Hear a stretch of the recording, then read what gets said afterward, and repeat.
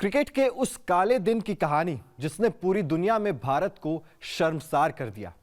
आज हम आपको बताएंगे उन 3 दिनों की हर एक बात जिसने भारतीय क्रिकेट को पूरी तरह से बदल दिया।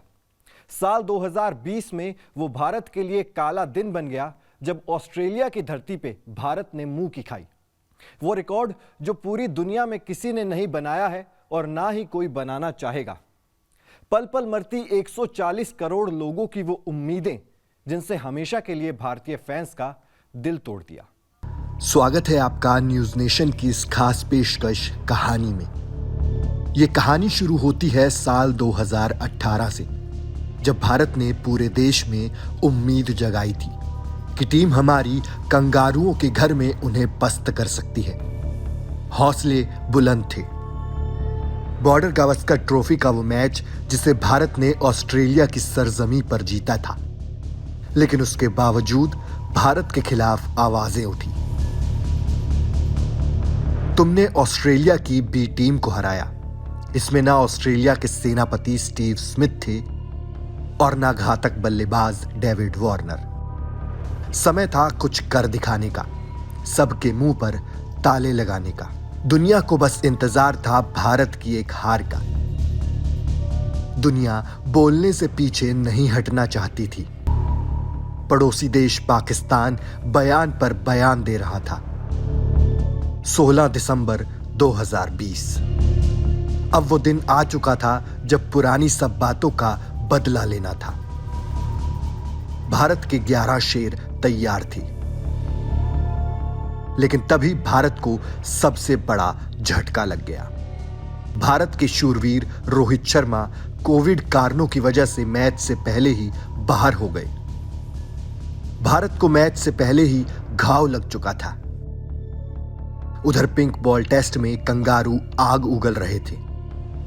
कंगारुओं ने अब तक गुलाबी गेंद से एक भी मैच नहीं हारा था।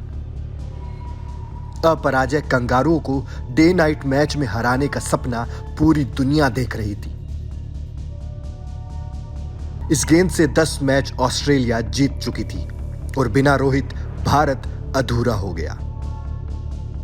रोहित की जगह युवा पृथ्वी शॉ को टीम में शामिल किया गया।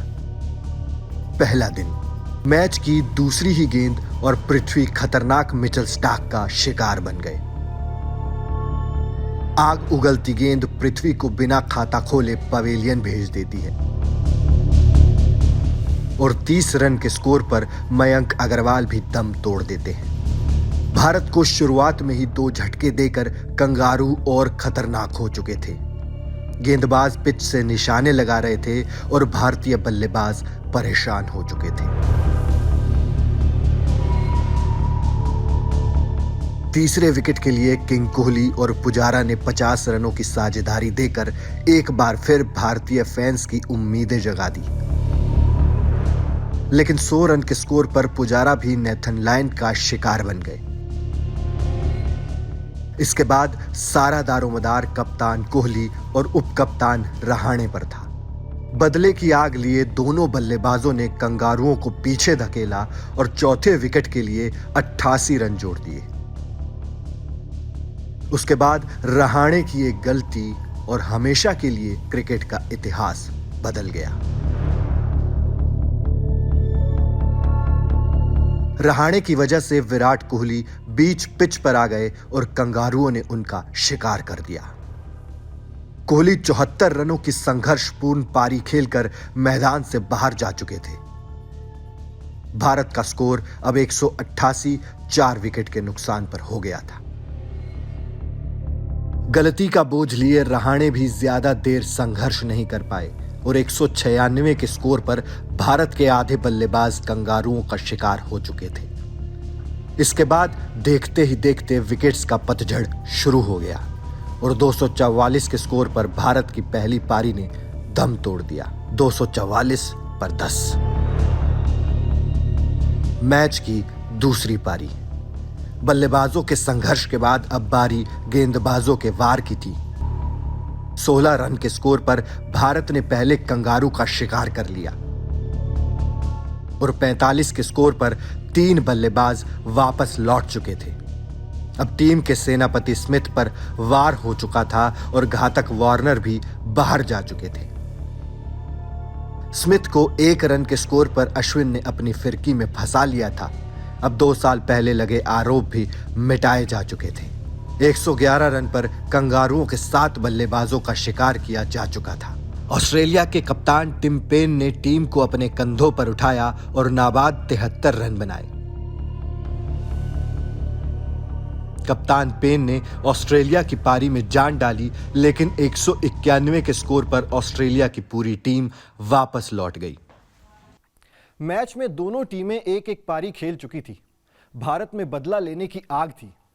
पहली पारी के बाद भारत के पास 53 रनों की बढ़त थी और भारतीय फैंस ऐसा सोच रहे थे कि टीम इंडिया इस मैच को आसानी से अपने नाम कर लोगों के मुंह पर ताले लगा देगी।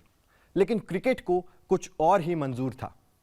भारत 53 रनों की बढ़त को 300 करने के मंसूबे से एक बार फिर मैदान पर उतरा, लेकिन तब किसी को नहीं पता था कि यह दिन भारतीय क्रिकेट के लिए काला दिन बन जाएगा। कंगारुओं की पहली पारी की कमर तोड़ने में जसप्रीत बुमराह और उमेश यादव ने अहम योगदान दिया। दोनों ने मिलकर 5 बल्लेबाजों को पवेलियन का रास्ता दिखाया। लेकिन कहानी अभी शुरू हुई थी। अभी मैच का दूसरा दिन ही चल रहा था। अभी वो काला दिन आना बाकी था।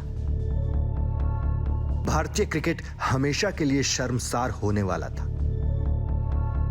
एक बार फिर भारतीय बल्लेबाज जिम्मेदारी निभाने के लिए मैदान पर उतरे और एक बार फिर फ्लॉप पृथ्वी शो ने करोड़ों हिंदुस्तानियों का दिल तोड़ दिया। सलामी बल्लेबाजी करने आए पृथ्वी सिर्फ 4 रन बनाकर आउट हो गए।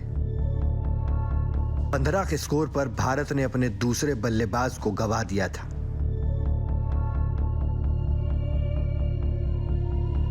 मैच का दूसरा दिन अब खत्म हो चुका था। तीसरा दिन। उस सुबह का सूरज अब उग चुका था जिसकी चर्चा सदियों तक की जाने वाली थी। उस दिन न किंग का जिगर काम आया, न साहा ने साहस दिखाया। रहाणे टीम पर रहम कर नहीं पाए। 26 रन पर भारत के 7 विकेट गिर गए। अब भारत के दामन पर वो दाग लगने वाला था जो कभी नहीं धोया जा सकता। पलक झपकते ही बल्लेबाज गिर रहे थे, आंख खोलते ही विकेट बरस रहे थे। भारत का कोई भी बल्लेबाज दहाई का आंकड़ा पार नहीं कर पाया और दुनिया ने देखा भारतीय क्रिकेट का काला दिन। 36 ऑल आउट। पिछले 2 दिन की कहानी पर पानी फिर चुका था। मजबूत दिख रही भारत अब छिप रही थी।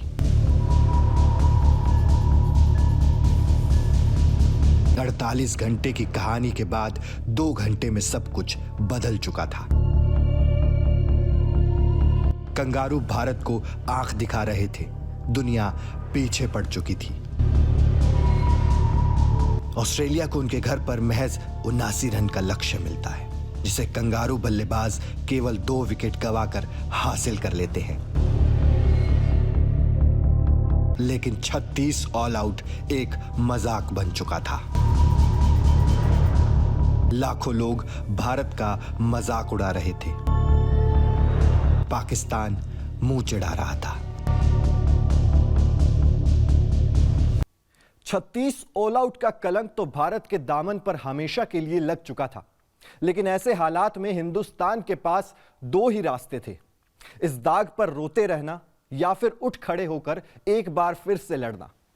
36 ऑल आउट के बाद शुरू होती है कंगारुओं पर सबसे बड़े पलटवार की कहानी।